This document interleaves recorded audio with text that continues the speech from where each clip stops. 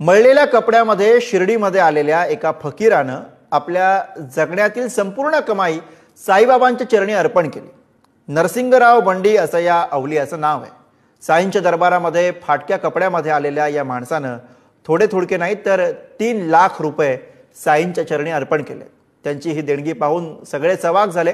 भक्त त्याच्या निष्ठेने ठरतो, कपडे आणि पेहरावानं नाही, हेच नरसिंगरावांनी या निमित्तानं दाखवून दिले। बघूया।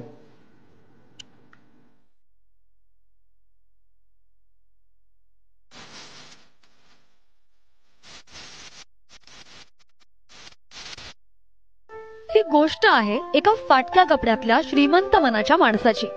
वय वर्ष 85, अनुभवानं वयानं जीर्ण झालेलं शरीर, जटांसारखे वाढलेले केस, वाढलेली दाढी-मिशी, मळके कपडे, पायात चप्पलही नाही।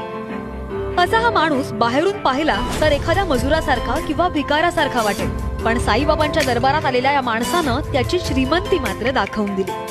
आयुष्यभरात केलेल्या कमाईचे 3 लाख रुपये साईंच्या चरणी या फणंग वाटणाऱ्या माणसानं अर्पण केलं। नेमकं काय केलं यावर काही विचारू पण नका असं सांगत त्यावर बोलायचंही या माणसाने टाळलं। आज काय केलंय तुम्ही सांगा। आज केलेलं काय सांगू ते, आज देव माझं मानत होतं तेवढं बाबा तुमचं